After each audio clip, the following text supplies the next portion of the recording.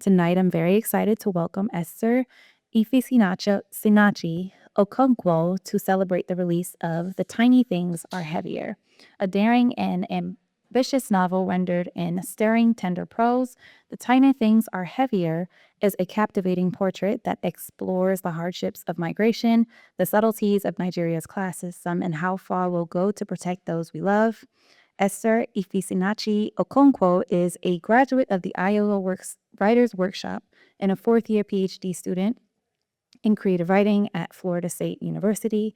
Her works have appeared in Southeast Review and Catapult. She is a recipient of the 2021 Elizabeth George Foundation grant and a 2024 Torch Literary Arts Fellowship.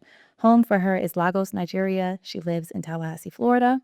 Okonkwo will be in conversation with Gbenga Adesina, a Nigerian poet and essayist. He received his MFA from New York University, where he held the Goldwater Poetry Fellowship. His work has been published in the Paris Review, Harvard Review, New York Times Magazine, and elsewhere. He's the inaugural Mellon Foundation postdoctoral fellow in global Black and diasporic poetry at the Furious Flower Poetry Center, James Madison University. Please join me in welcoming to Politics and Prose, Esther Ifesinachi Okonkwo and Gbenga Adesina.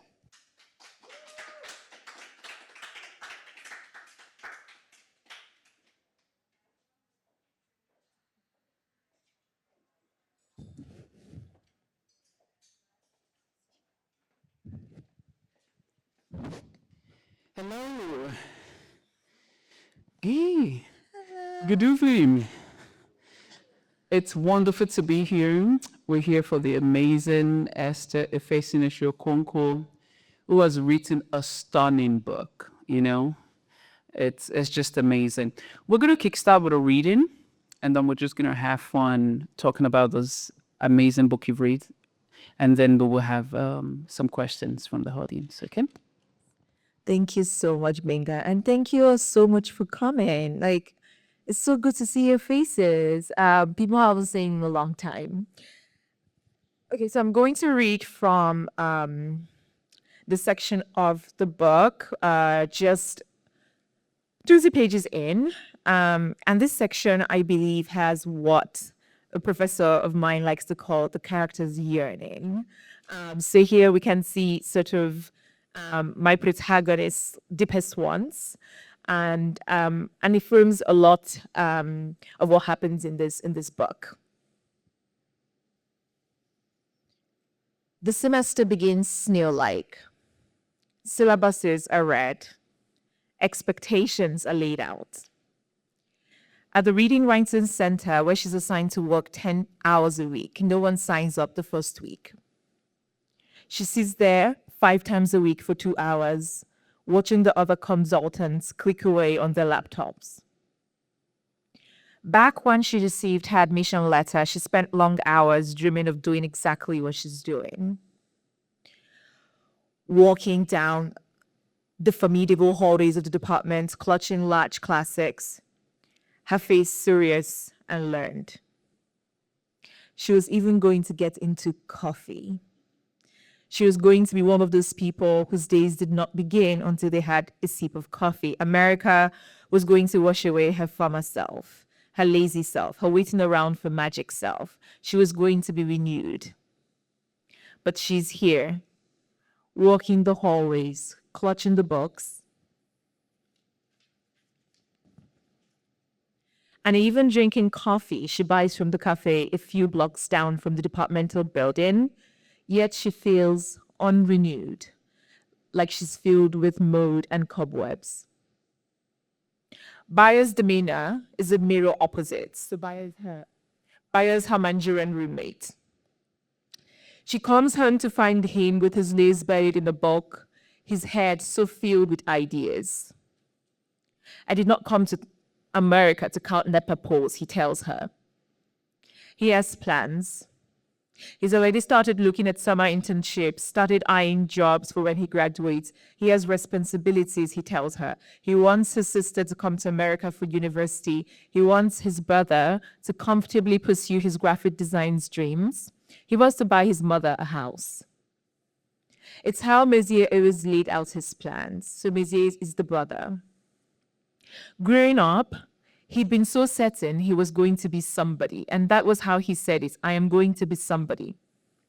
He was obsessed with autobiographies, especially those of famous athletes.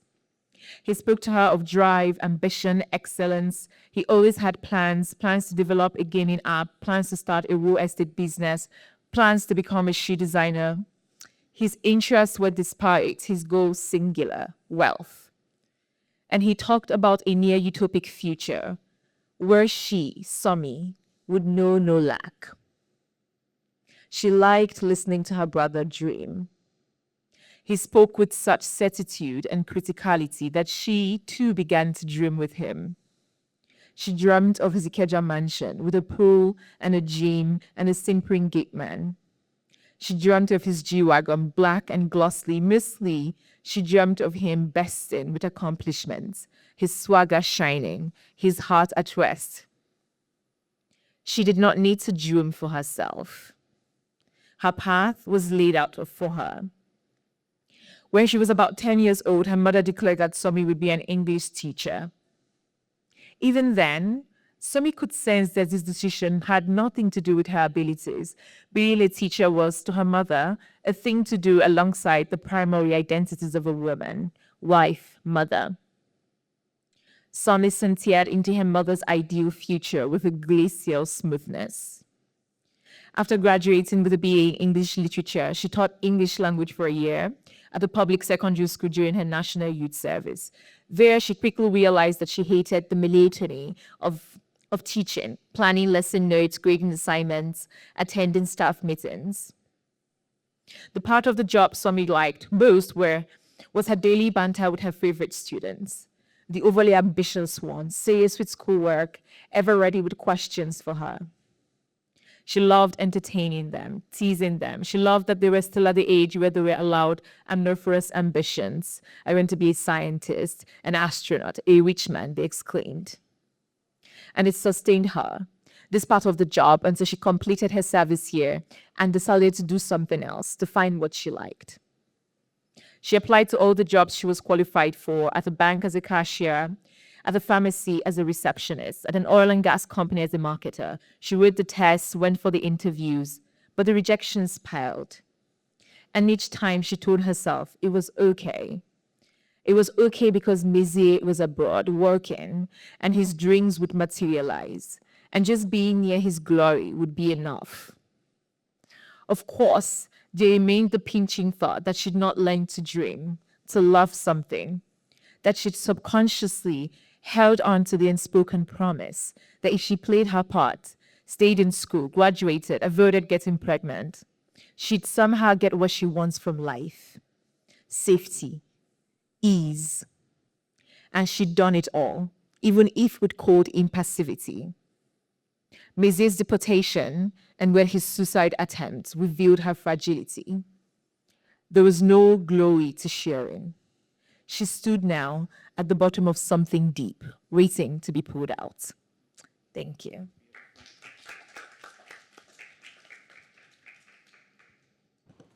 Oh my, that was just stunning. I think I've read the book. I've read the book as drafts, but even listening to you read it again, it never gets familiar in its brilliance. I have a lot of questions for you, if you don't mind. Oh, I don't.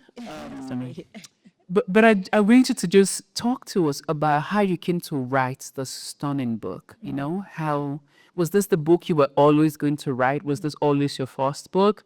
How did it happen? Yeah.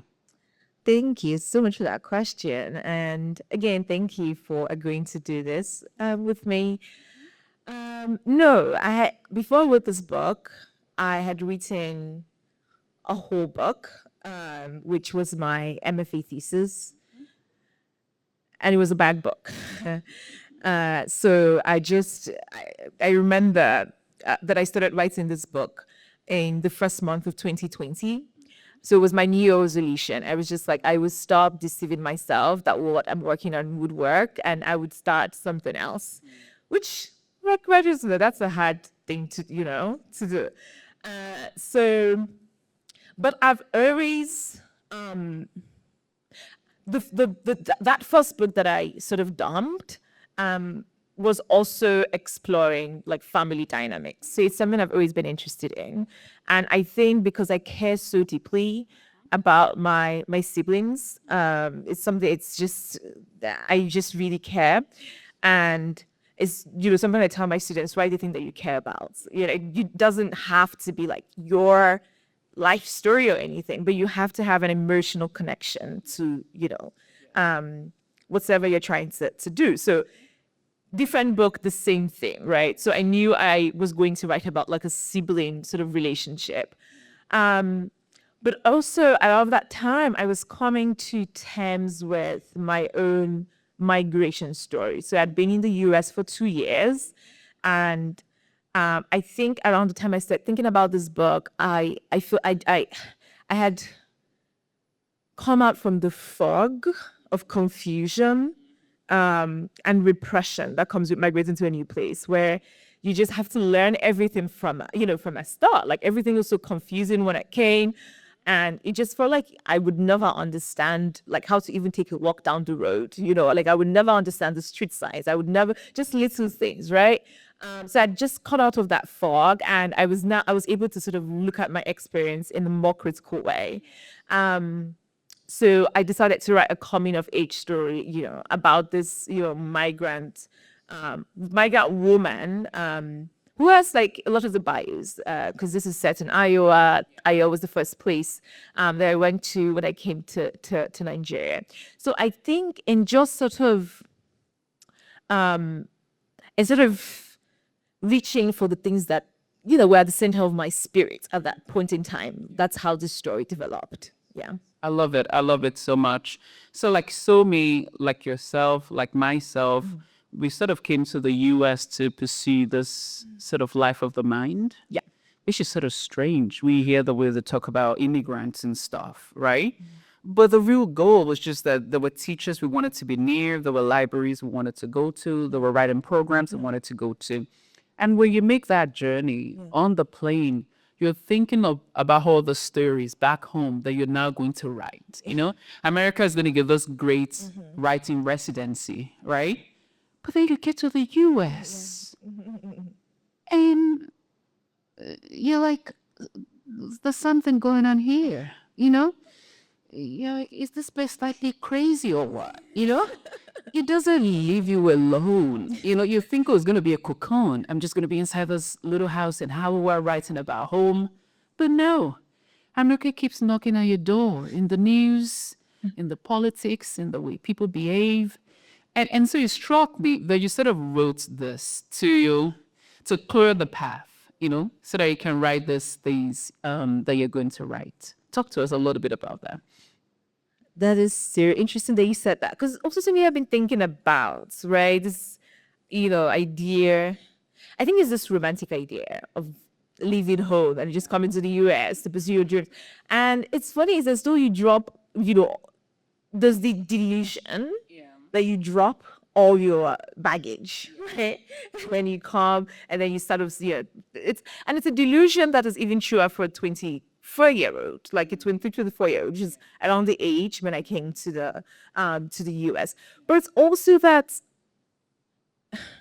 you don't you're a migrant, but you're also coming of age, right? You're also navigating relationships. You're also, navigating institutions. Like your life continues, right? And you keep believing the stories keep piling. They keep, coming. And it's just one condition of who you are. There are other conditions. And it was something that I was really interested with, in Summy's relationship, is that migration, yes, is obviously at the center, but it's also about a person who is trying to, figure out life. She's trying to form identities of her own. Yes. And, I think the thing I like about her is that she's trying to be a good person. Yes. And she's failing terribly at it. She makes a lot of mistakes. Sometimes I was just like, girl. But you need help. Yeah, beautiful. And I love what you said. At the heart of the story is an immigrant's journey, but it's also a story of coming of age, right? is also a story of figuring out life, which in fact the immigrant story is always about. The immigrant story is always an intimate and private epic, right? Irrespective of what you hear on radio, irrespective of what you hear on television, it's a private ordeal. And it's about this question of who am I going to become in relation to my country, to my family, etc. Which leads me to the next question. One of the things you explore so brilliantly was this notion of not being chosen. You know? Like, what does it mean to grow up in the shadow of not chosenness? You know? For it to be so taken for granted. I hope he doesn't see this. I mean, he won't see this. Harry, the British prince. You know, he wrote this biography called Spare. And the title just got so deep into me. Spare, like, you know, like spare tire for Nigerians, you know? So one of the things you really explore in this book was Sumi just growing up in the shadow of not chosenness, you know, and all this thinking that all the glamorous things that will happen in the family will happen for a brother. How did you navigate that? You wrote about it so deeply, so intimately. How did you come to do that? Yeah, I think it's the condition of the Nigerian girlhood, I think. And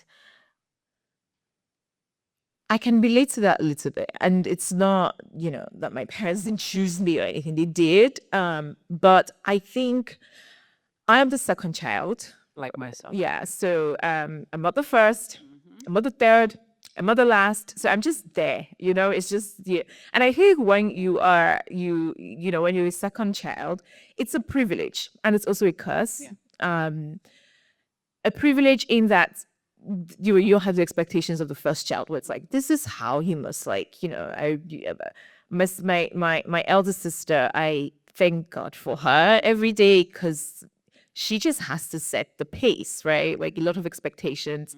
But I was also the child who I had just had this sense that no one expected anything from me. And it wasn't, I don't think it was deliberate, right? I don't think it was deliberate. I just think that it was also because I was a good child. Like I was the child who you tell, sit down here, and I'll sit there for 6 hours and just like think and ponder, right? So I've always been melancholic. So, and I don't think of it necessarily as a bad thing. I think I embraced it a lot because, you know, it allowed me to read. I had memories of myself like hiding under the table. We had this large table in my house, and I'll just go under and I'll just stay there and read for long hours, right?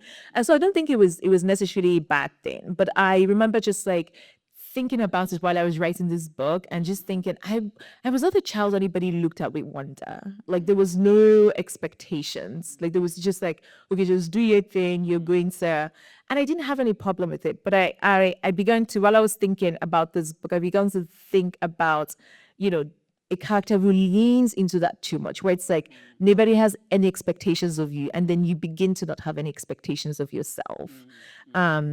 And you just get so used to being behind somebody else, and that's Sommy. And I think that's a lot of you know, women. It's like you're raised to get married and have children. Like, you know, your ambition is not something that you should want. Shining is not something that you should do. Just really shine a little, you know, which I found that to also be my experience. Yeah. Beautiful. And I love the way you use that also as a narrative plot in the book, because when I'm also a second child, but a very stubborn second child. And so, and what might happen for somebody not chosen is that their life then might just be full of surprises. You know, I'm thinking of Toni Morrison, who said she never even called herself a writer until like the third book. You know, this pleasure of just doing your work, of just growing, of just blossoming, and your flourishing is just such a surprise to the world and to yourself. I love how you just sort of, you know, like Summy's life is just always full of the surprises at critical junctions, and I find that so amazing. But I want to also to talk about one of the things I love about this book was the complication of return, right? no spoiler alert, but Sumi and somebody she was in a relationship with, they went back home to Nigeria, right?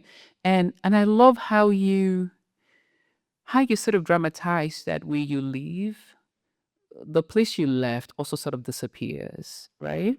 But I'm also interested in this again, no spoiler alert. How sometimes we try to build mythical homes out of other people. So, for instance, we're from Nigeria and say we come to the US and we meet the child of Nigerian immigrants who's never really been to Nigeria. And so that person sort of thinks, oh, this is home. You complicate that. You let us know that this notion of return, which is the equivalent of the desire for flight. When you wanna immigrate, oh my God, you spend all your energies, all your money, but when you're trying to return, it's the same thing.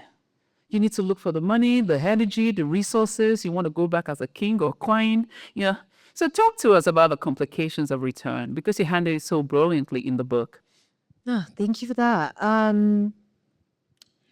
I think for Sumi specifically, this is where they also see the coming of age arc.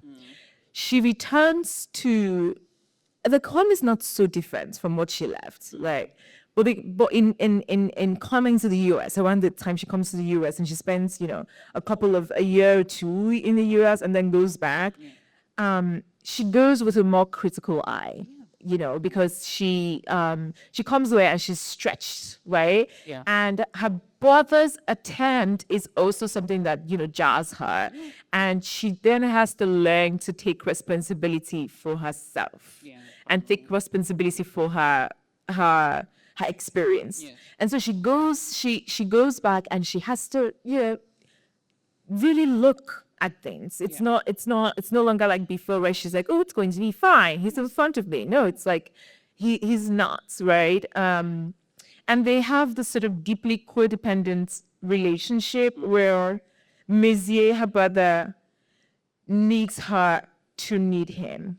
And she needs to need him. And that dynamic has been, sort of torn apart.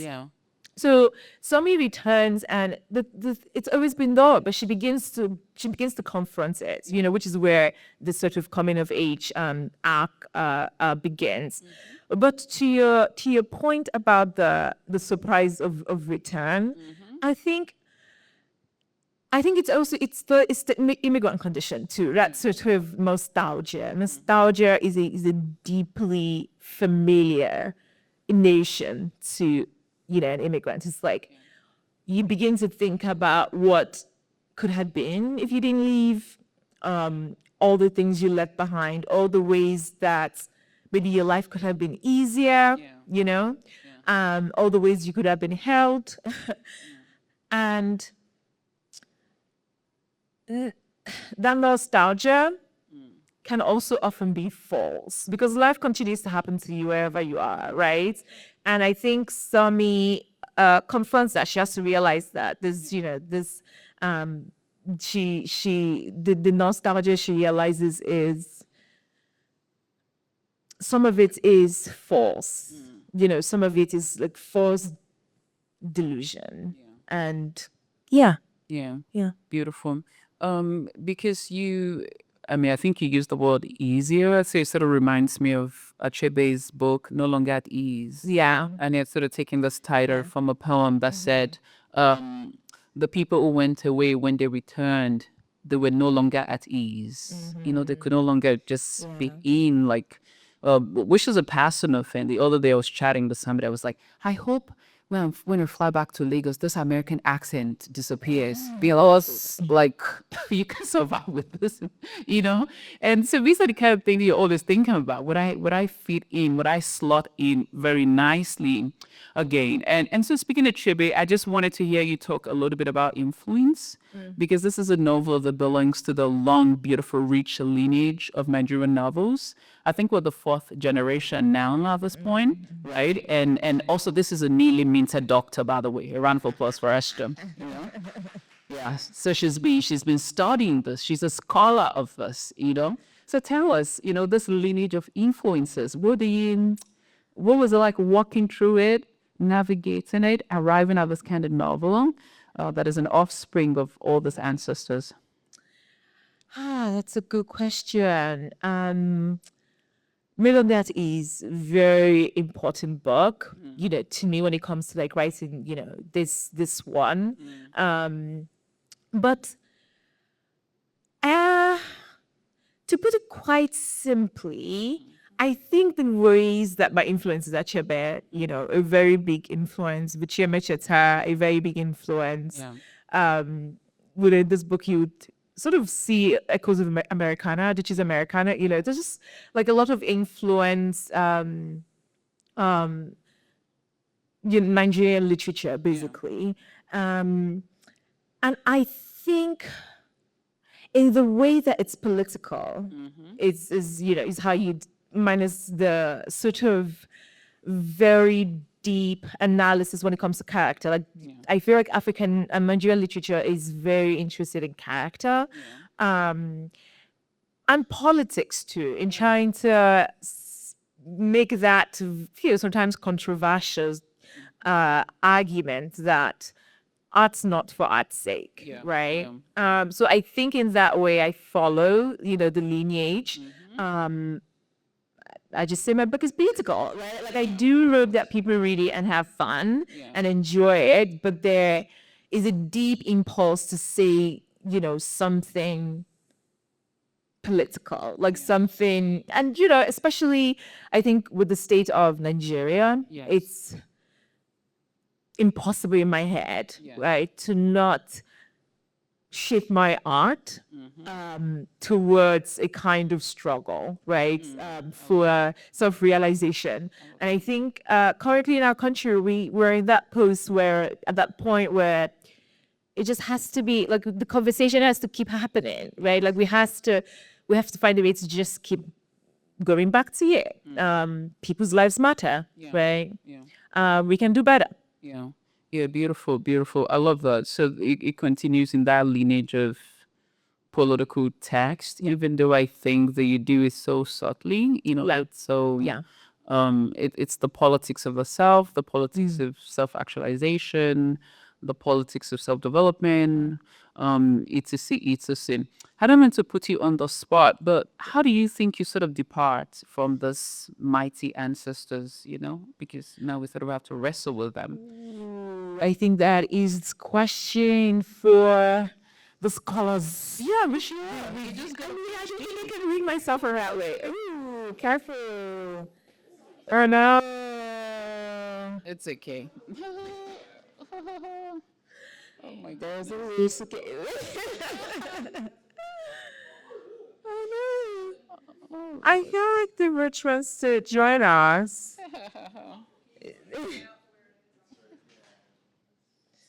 It's okay. Well, that's okay. Oh, are you okay? I love there was a nice break for you. Right.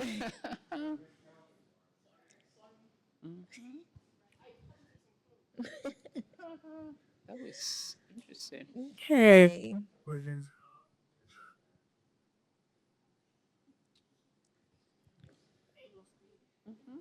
Yes. I like how everyone is running away. Okay. Yes. Yes. So I don't. How do I depart from it? Okay, I think I would say this. It is specifically important to me to write this book from the perspective of Sumi specifically. Yeah. And the book is where she returns, right? Most of the book is set in the place that I grew up in. Yes. And I hardly ever read books of people from there. And I find it to be such an interesting, place. I grew up in Ojo, Iba House and Estate. And I find it to be such an interesting place. In the same way that I find Nigeria's class system to be such an interesting place, like interesting, dynamic. It's like you would think you're poor because in my head I grew up poor, but then I know poor people. You know what I mean? And that sort of dynamic. It was very evident in where I grew up, right? Like I grew up amongst like really, really poor people, and then people that were like, okay, just sort of getting by. And I think that that's very, very interesting. And I also think that the way, and I was talking about this last night at my reading, where it's like, growing up poor in Nigeria is not a thing of shame in the way that it is in the US, I think. Because there was no huge responsibility of like, oh, you have to pull yourself up by the bootstrap. Like, you didn't do the work. You could see you're not working hard enough. It's like, we all know that the system is terrible, right? That it's not, it's something that has been done to many people. It is a machinery that is very perfect at impoverishing people. So there is not, like, the sheen is not, this, I think there's a kind of solidarity, in it. So I think, to your question, I think there was a bit of a segue. To your question, I like that I wrote a book about this person in this sort of weird space when it comes to class. And I like that the book, even though acknowledges, right, the sort of challenges she had while growing up, makes her acknowledge her privilege. Because I think that intersectionality is very difficult for people, where it's like, oh, because you think that you've been disenfranchised in this way, you cannot disenfranchise others, right? So even with some of all of the parallels in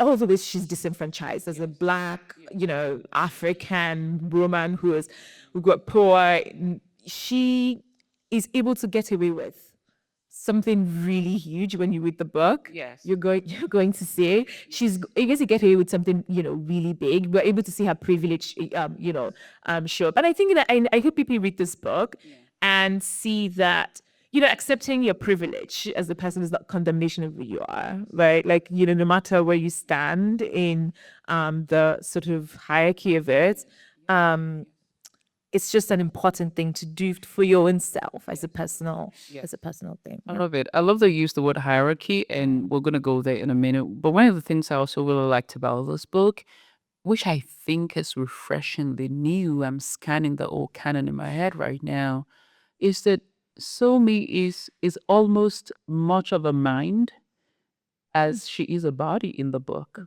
It's just consistent how she sees the world, how she thinks, which is amazing. I mean, there was that amazing female character in Popular Hibiscus Cambili. The language does not come to her. So I was thinking of that difference, that this is somebody who says, oh, I wasn't chosen, blah, blah, blah. But what a brilliant mind. What, full of opinions, full of how they see the world, how they think about the world. And so I thought that was stunning and just refreshing and just new in this body of Nigerian literature. But back to the notion of hierarchy. No spoilers a lot, but there's a very tragic surprise towards the end of the book. And I was just really moved at this way you explored the ways in which people think of themselves as broken, can even do more breaking. Yeah, how did you? I mean, it stuns me all the time. I'm like, oh my God, what was Esther reading? I mean, I was reading Achebe. You should read Achebe. He's so wise. I feel like, I would read Achebe right in this book and just be like, like, you can't sound stupid. You can't. So yeah, I think it's that, and he does it so well, right? You think about Hour of God, you think about Izulu, who is like the people's hero, and actually there's like, no, go sit down somewhere. Like, there's this sort of and I think it's also a very Igbo thing, where the obsession of the self is really looked down upon. It's like, so you must look at yourself critically and hold your flaws and hold your and the things that are great about you too. And I think I wanted to do that thoroughly with Sumi. Like, I didn't want to give her an easy time at all. But Mezie, I just think that we're all capable of that, of breaking people. And Sumi is a good example of that. Like she tries as much as possible not to, in her way. I think she could have done better, but it happens, and it's what you do with that, right? Is how you if you think that being good is a fact of who you are, is not. It's an active thing. Doing. Yeah, it's a doing. Yeah. Yeah. Beautiful. Awesome. So this book came out magically. This book came out magically out of your New Year resolution. This is almost July. Yeah. What do you say to people who have broken their New Year resolution and are filled to write a novel or start writing a novel? How does one write a novel? What is your advice to people trying to write novels? Don't do. My advice is consistency. I know that sounds very gym-ish, like consistent, but yeah, just like 10 minutes, 15 minutes a day. I mean, like as far as you do something every day, you're going to be okay. And write something you care about. And don't think about what people are going to think about. I mean, you will think, if you are a smart person, you're going to be like, oh, and I hope you are a smart person. But don't put too much energy into it. Just let it just like wash over you. Like don't let it make decisions as to what you write about. I know that like with this book, my biggest fear was that like people are going to be like, hey, Sommy, right? Like, and I've had people, ask me, am I in the book? and that was my big thing. And I just had to let go of it so I can be vulnerable. So I can, tell the truth the way, that the story, wants to be told. So I would say just say your truth, say your mind, and let people read your work. Don't be sensitive like me. It will be an easier process. But yeah, be consistent, say your truth, and take feedback. Just be brutal, like with taking feedback. It's like, yeah, it stings a little bit, but like you get your vote in 3 days.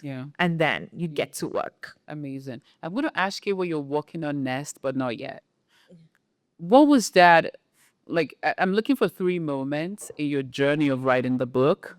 Like a moment that was just magical when you felt like you were in flow, and that happens. A moment where you're like, you know what? This book is madness. I'm done. I'm not writing anymore. And a moment of insight where you just suddenly knew what to do. Wasn't yet perfect, but you came into this insight and you knew that, oh, this is how I need to move. I think the first page of this current draft, because I wrote several drafts of this this novel. So the first where I wrote the first page of this, and I got the voice and the POV. That sort of third person, present tense, deep introspective character. I was like, yeah. Okay. Yeah. This is it. That was really amazing. And then when I figured out Bryan, who is Sonny's partner, Who used to be someone else. he was just as limited. When I just figured him out, I was like, I like that. Okay. And what was a difficult point where you're like, oh my God, can I make it through the set? Every part, like mine is just 2 places that I just a lot of it was very, very difficult. But I also think just getting over that, like, just deciding I don't give an F. Yeah. Just decided that in my spirit. I would write what I want to write, how I want to write it. Amazing. I sort of know the answer to this, but this is just a provocation. Is this a Nigerian novel? Is this an African novel? Yeah, that's so funny. Is this a Nigerian novel? How so? Just because I said this is with somebody too.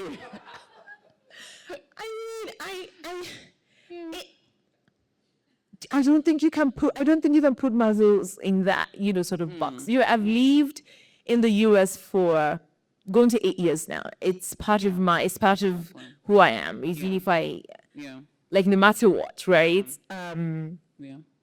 And I lived in Nigeria for 23 years of my life, right? So it's both.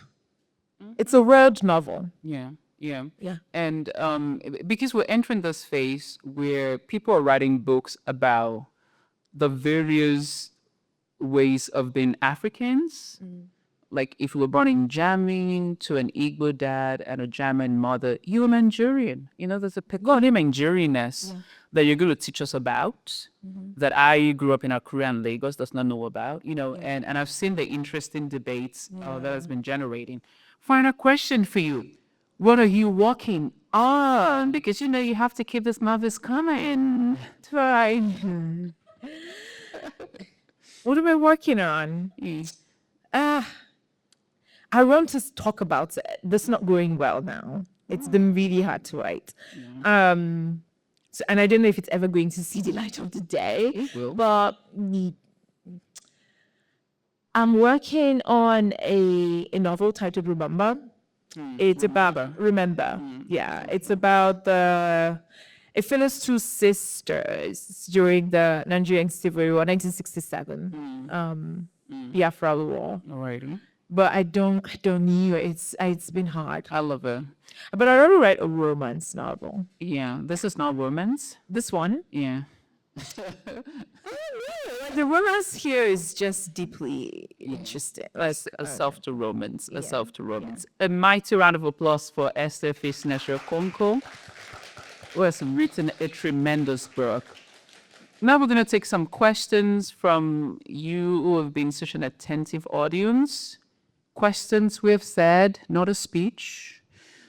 You always have to say that.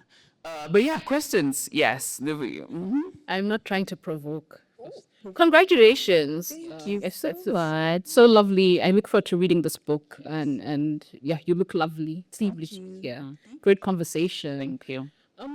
So I wanted to ask, so as a reader, so I pick up this book and I go, Iowa, author lived in Iowa, and that question about are you Sumi? And I want to ask if you saw me. What you wanted to ask, and how do you play around with this? How do you draw from your life, and at what point are you comfortable to say this is fiction?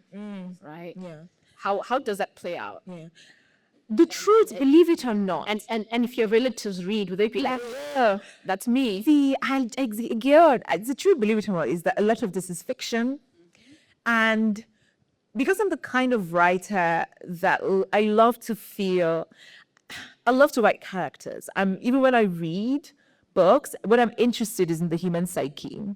So I want to write about things I feel like I know about, right? And especially, it's even more critical with the first novel, because you're already like, I'm not Tolstoy. So you just have to make things easier for yourself. So I draw a lot of my, I had to draw a lot from my own life to build this character. But I also don't find writing about things that happen to me to be interesting. I'm just constantly a person who's, just constantly embarrassed to be a human being. So I don't want to be perceived. I don't want to perceive myself. So just writing about things that happened. And I also think, and this is something that I've been meaning to start therapy. But this is something that I like this therapy I'm going to talk about with my therapist. I cringe at self-pity where You need the woman. yeah, I used to do better. But so I didn't really find it interesting to write about things like that happened to me. So a lot of this is fiction, but I would say a lot of the story is fiction, but like the emotion, right? The sort of the passion, because I like to feel things when I write. If I'm not feeling like, I'm like, oh, this is not. Yeah, it's not, because I started reading when I was, I don't know, maybe like 5, and I didn't grow up in a house with a lot of books. Actually, I grew up in a house with 0 books, actually, and so when I think back about how much I hustled to find books to read, I've always been a passionate reader, and I think my being a writer is an implication of my being a reader and need to imitate, right? And so when I feel that thing deeply in my stomach, I'll be like, I'm going to write. I remember my first thing that I wrote, like long thing. I had just read Adichie's Papa Hibiscus, and I wrote this, I think, 30-page novel, and I gave it to my sister, who had read the book too, and she was like, "You're copying Adichie." Because like I think I was 16 then, or 15, 17, 16. So it's like because I write Papa Hibiscus, and I was like, oh my God, can't believe I feel so connected. I feel it, right? So I'm always trying to sort of put that in my literature, like when I'm writing. Like I want people to feel, and I think they can only feel if I feel it. So how much of Sumi is me? Not much. I think I'm wiser than she. She starts off really like a dum-dum, and she gets better. But I'd say I could relate to her a lot of like her sort of immigrant experience, like coming to the US, just being confused. I was confused a lot where like my first 2 years was just foggy. It was just like a haze. I was just like, what's happening? And why is it happening? Like, why is it so cold? And, it was just, an experience. But also how yearning, right? How deep need to connect. She needs people. And I'm unabashed about like my needing people. Like undergirding my philosophy and my craft and everything is this sort of is this ideology that I am because people are. Like I'm nothing without people. So and we see that in her own Yeah. Beautiful, thank you. Any other questions? More questions? Keep them coming. The wonderful lady over there. Hi, thank you for being here. So I Googled you and I saw that you have also written short stories. And I'm wondering, as a fellow writer, how your writing short stories influences your writing novels process. And if you see that as like a valuable, I want to say exercise because it's a thing of itself, but how those things sort of play off of each other and how you still value short story writing now that you've completed a novel. Short stories. I think I love short stories, and they intimidate me. Very difficult to write. I think that it's good practice for like a writer, for a novelist rather. If you can pull off a short story, then like a novel is a walk in the park. That's my opinion. I know many people will agree, but I think short stories are harder. You cannot linger, you cannot dilly-dally, like and they linger. Like, I sent a short story to my agents recently. It's 38 pages. Yeah, that's what she was like, go. So, and it's just, I wish that I could do better with that. But I think it's great practice for you're somebody who wants to be a novelist. It teaches you like the arc, right? Inciting incident, climax, the more. It teaches you to be very succinct, right? I find it a bit difficult. I'm still working hard on it. Didn't tell my students. Yeah. Thank you. More questions. Keep them coming. We can still take like 2 or 3 more, I think. Questions. Oh, I missed my class because I just points to that. It was wonderful. Thank you. Hi, Esther. Congratulations. So my question is, I'm always so curious about this, especially for debut novelists. I know. So when you had the point of view on the voice, you were like, okay, I got it. Like I can work with this, and then and sure you like everything else. And what really surprised you about maybe the process or like the story? Like what in the story was really unexpected for you as the writer? Thank you. Ida, it's so lovely to see you. Good to see you. So I'm not a planner. So I just start, and then wherever the story takes me, it takes me. I begin to plot in the well, like when I'm done with like a good draft, then I'm like, okay, let me really think about how it's moving plot wise. So a lot of the arc here, surprised me. I think like Brian playing such a huge role, surprised me. I think when I first wrote him, I didn't do him justice. My editor pushed me to sort of look into him more and just stay with him more. And doing that really just made the story even better. And the tragic thing that happened in the middle of the story, which no spoilers, also surprised me. I didn't plan it. Well, my allegiance when I began this book was just to her world, right? Like her road view, just following her as she navigates this experience. So a lot of the process was surprising, which just going through that, I see the value in what a lot of our teachers and I used to say, which is just just go with it. Like if you know where you're going, then you cannot surprise yourself. If you cannot surprise yourself, you cannot surprise the reader. And if you cannot surprise the reader, it's a dull book. You know what I mean? Like this sort of experience and finding things out is part of the process. But it also means that you have to be very patient. And you have to be very comfortable with not knowing, which is so painful for me, who I have control issues. So that was that is touches. But yeah. Beautiful, thank you. I think we can take one more question. Alrighty, one or two more. Is that a hand? No. One more question.